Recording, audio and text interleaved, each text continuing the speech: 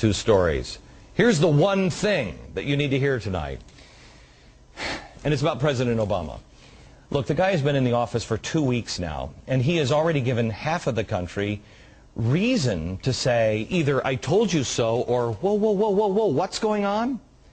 The people who voted against him, some said he's a Marxist. I said that. He's a socialist. Look at his policies. Look how he was raised. They were laughed at. The less informed voters whispered, "You know, he's a Muslim." And they feared that at best he would be easy on the terrorist. The people were dismissed as kooks. But now, if I'm the President of the United States and this country is as split as ours is, what would the first thing you would do? Well, if you were advising me, what would you say?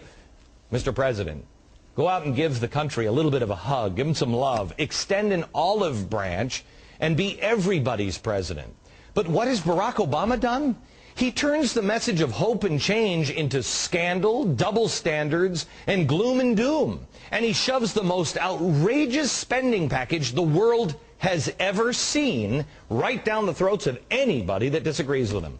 He uses dire warnings to scare us. I thought it was the climate of fear being replaced with the climate of hope.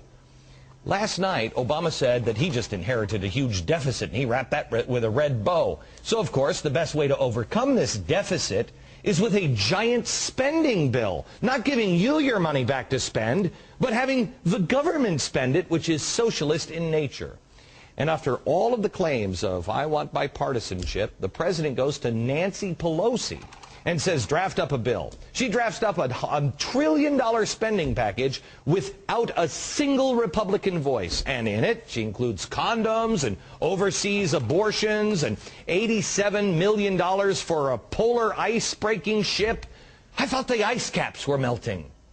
When the president was campaigning, he said, you know, "Hey, my past is my past." No one was even allowed to mention that he had Muslim family members. But starting at the inauguration, that all changed. We are a nation of Christians and Muslims, Jews and Hindus, and non-believers. Okay. That is the first time that a president has ever mentioned non-believers. That is the first time a president put them in that order: Christians, Muslims, Jews. Okay, fine, he's bringing out an olive branch overseas. But then he did his first interview with an Arab TV station. Here's what he said there. I have Muslim members of my family. I have lived in Muslim countries. Okay, great, fine. I guess that helps if you're extending the olive branch. But why is it front page news now if it was such a secret before the election?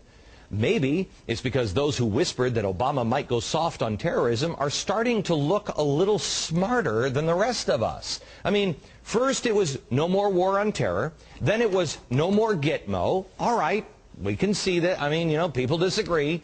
But his latest move, I don't know how you agree with this. Put him into a totally different territory.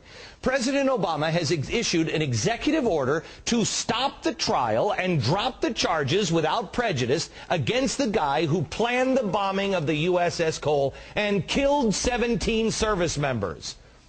I mean, does this guy realize how bad that sounds to the average American? I mean, I understand. You can try him again if you can get a judge to do it. It's starting to sound like cruel and unusual punishment, quite frankly, Mr. President.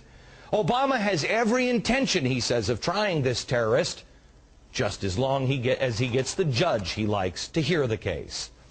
Is there anybody within the sound of my voice, not a Republican, not a Democrat, just an American that's worried about their country and says, wait a minute, Republicans, shut up. Democrats, shut up.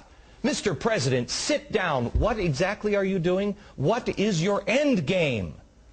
You know, it's amazing, for a guy who understands image as much as this man does, how did he not notice that all of this is going to look really, really bad? How would you feel if you were the commander of the USS Cole?